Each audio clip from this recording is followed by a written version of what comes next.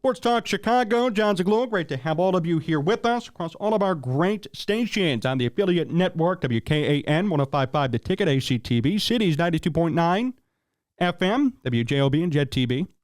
Jon Zaghloul here with you. John Meadows directing and producing segment 2 of today's program. You miss any part of this show, you know where to go, sportstalkchicago.com. You can follow us all over as well at Sports Talk Chicago on social media. And hit up the YouTube page. We're live. All of the shows that you listen to, if you're listening or watching on TV, you can watch and listen to as well. See my face on YouTube. Subscribe to the channel. 18,600 subscribers and counting. And all of your support really helps us to increase our audience and increase our growth for all of you. Certainly appreciative to everybody who currently subscribes as well. Well, we talked about Kevin Warren micromanaging Ryan Poles and company. And now Dan Wiederer, friend of this program, friend of mine in the media, is coming out too and saying some more things about potential changes for the Bears in terms of their on-the-field product. Now, this was not talking about Ryan Poles as much as Matt Eberflus and Justin Fields.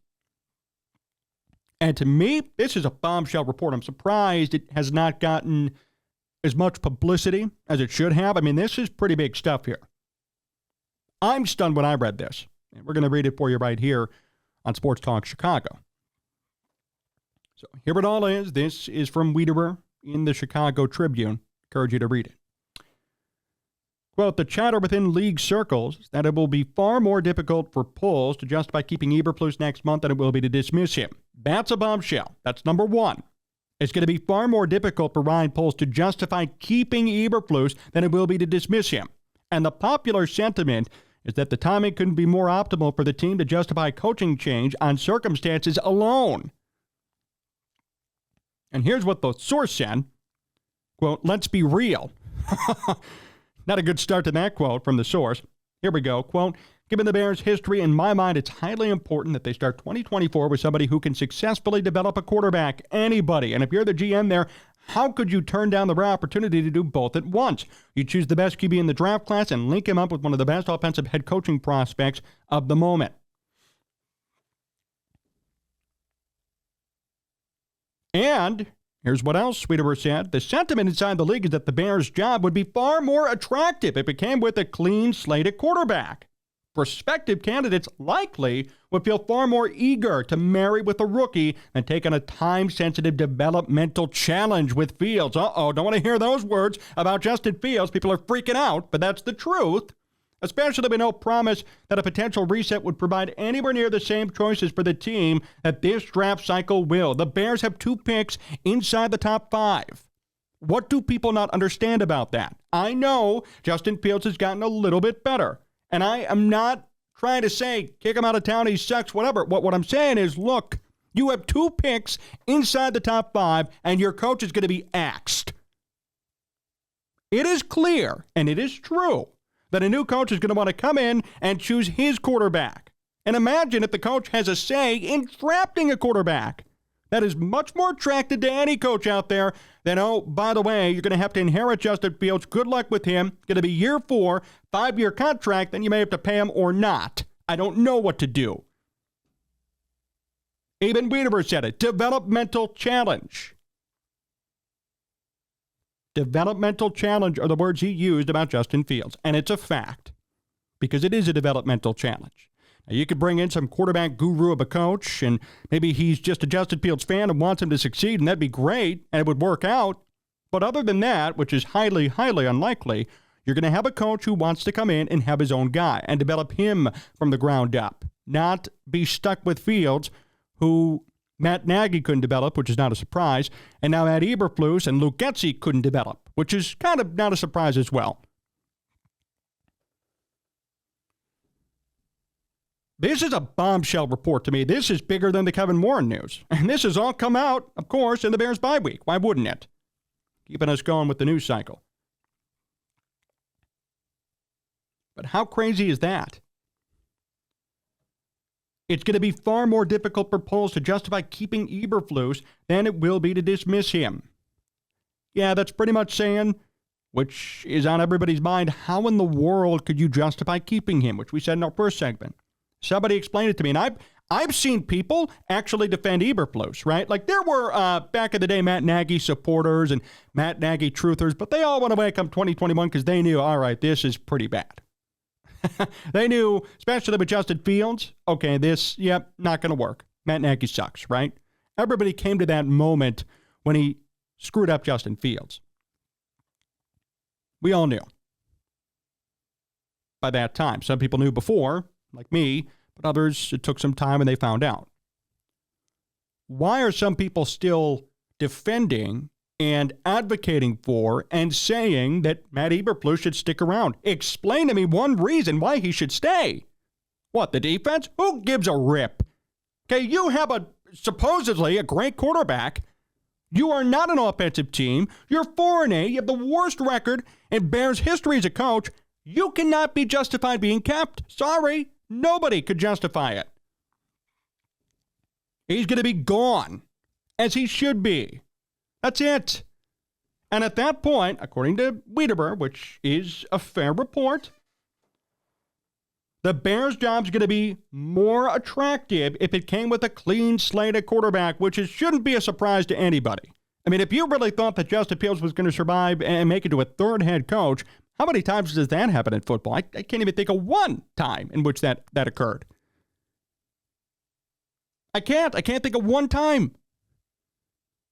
Usually, if you have a new head coach come in, especially in the Bears situation, right? They're 4-8. They're another bottom feeder.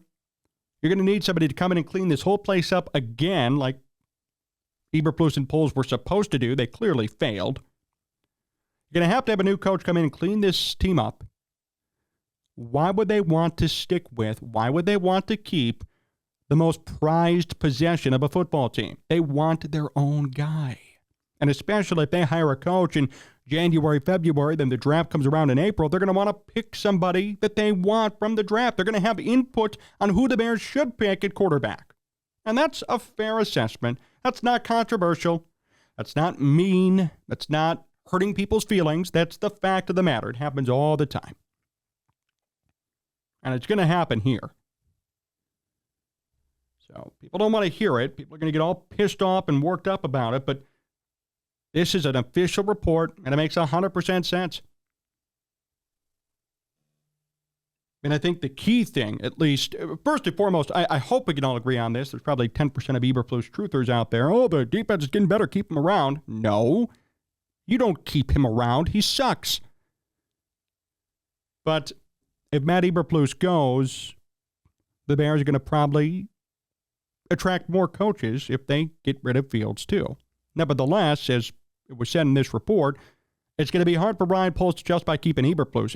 I mean, could anybody actually, like if you were Ryan Poles, right? You're sitting here, end of the season meetings, you're meeting in a big office with Kevin Warren, all suited up, buttoned up, and you're going to sit there and make a case and be like, you got to keep him. Come on. Please, don't fire him. He's my guy. You can't do that. Who could justify it? If Ryan Poles can't justify it, then you can't justify it. I can't justify it. He's going to be gone. So let's get that out there first. And I know I'm preaching to the choir here, probably for 90% of you, but I have seen people out there justify Eberflus staying. The defense has gotten better. Oh, they're going to be better in third year. No, he has to go now. Gone. He'll be gone. Then from there, it's going to be quarterbacking. What are they going to do? Is it fair to run Fields out of town just because of the situation? No. I'd rather run Fields out of town if he isn't good enough, right? That's how it should be. It shouldn't be, well, we're going to hire a new coach, so by default Fields is out. That kind of sucks. I'd actually feel bad for him. But the fact is, right now, that's the reality of the situation. Eberflus will not stay. And the Bears' situation, which is unique, is going to call for them to draft a quarterback. Now, if the Bears didn't have a first-round pick, right? Let's say they had 0 first-round picks. They're going to fire their coach, bring in another coach, maybe a young coach, another rookie head coach. They would probably force that coach to work with Fields. And I would actually understand it because you have no other options. What are you going to do? You can't draft a quarterback. There's nobody available unless you maybe sign a 1-year veteran or a 2-year deal for a veteran. So in that situation, I get it. But the situation for the Bears is extremely unique. They could hit the reset button without hitting the reset button, to their credit. They already suck. They're already horrible. This rebuild, quote unquote, is not working. But guess what? They could rebuild again next year in April and not miss a beat.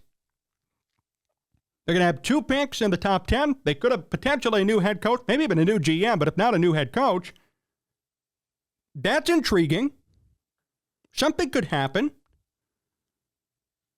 So the situation is the issue. And I know people don't really see it that way. People don't want to talk about it. People are letting emotions getting into it, but we're just being real here. Even this source said, let's be real. Yeah, let's be real. Let's actually tell the truth about what's going on here. Okay, don't listen to the fanboys or people celebrating. I mean, I saw somebody on Twitter, I kid you not, celebrating that the Bears were officially in the hunt on NBC. You know, they put the graphic up, wild card graphic, the playoff graphic, and the Bears were listed at 4-8, and they were in the hunt. And we got people celebrating that. Maybe they were joking, maybe they were trolling, but I don't find that funny. I find that damn pathetic. Okay? We don't understand what success is, so we attribute success to being in the hunt at 4-8. My goodness. Oh my gosh. You gotta be kidding me. So when you think about this situation, and when you think about what goes into it, you have 2 top 5 picks. You have a situation in which if you fire the head coach, the position becomes more desirable if you get rid of the quarterback too.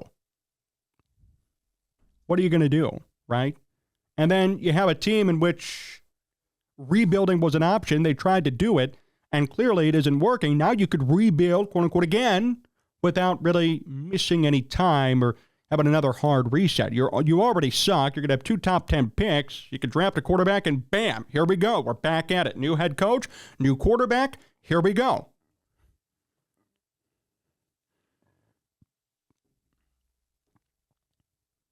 So that's the thought process there. And I know people may not want to hear that. I understand and I get it, but that may be the reality of the situation. This is a unique situation. We want to make that clear here. This is not just your run-of-the-mill situation. And I will go on the record and saying this. If the Bears had no first-round picks, I would advocate keeping Justin Fields. Because what's the point? What's your alternative? You're going to, sign a veteran to a 1 or 2 year deal like a la Jimmy G? How'd that work out? Horrible. You might as well let him develop and continue. Even if he sucks, I mean, it's better than what you're probably going to get, right? If the Bears had no first-round picks, they had a coach who wasn't on the hot seat, I'd say keep him. Even if they had a coach who was on the hot seat, like Eberflus, but 0 first-round picks, I would advocate for the Bears to keep Fields. But the fact is, 2 top 5 picks for the Bears coming. Definitely a new head coach, and now this report confirms everything, that if the Bears get rid of their quarterback, this vacancy is going to become unbelievably attractive because that coach could come in, have 2 top 5 picks, top 6 picks to work with, draft his QB that he wants, and develop him. I'll tell you what, I'm not saying that it's going to be another Houston Texans situation here, but it could occur. New head coach wanted that quarterback, and now look, the Texans are in the playoff hunt in his rookie year, both guys' rookie years. It could happen here. I'm not saying it will, but it could. You could run the risk of that possibility occurring, which would be great. We have to look at this from the big picture here. We have to look at this from the big picture, not just go, well, I love Fields so much, and he'd get a raw deal. He would get a raw deal. If Eberflus got fired, then they just said, see you, Justin Fields. That would kind of be a raw deal. I agree. I'm with you on that. I don't think that'd be right. But if it's based on performance, different story. But again, knowing what we know and what's apparent, plus this report from Dan Wiederer, plus the report earlier from Deanna Bersini, it is clear and obvious to me that Eberflus is going to be gone. And then after that, it's going to be a super attractive position for a coach who can draft a quarterback, not somebody who has to, in Dan Wiederer's words, deal with a developmental challenge. Yeah, that's a quote, developmental challenge in Justin Fields. Yes, it is a challenge because it's year 3 and we're seeing nothing.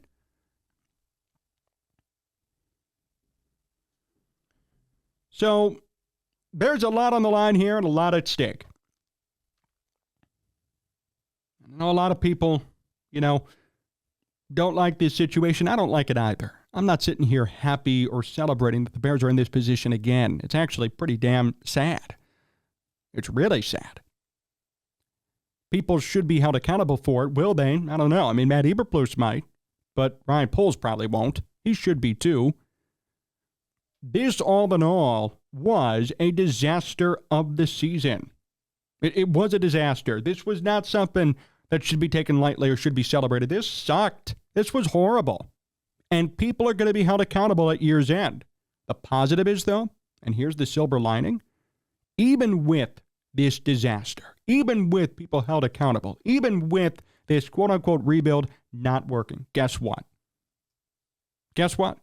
The Bears have 2 top 5 picks, and they could do it all over again and potentially be good in a year or two. Not kidding. If they draft correctly and if they hire a good coach.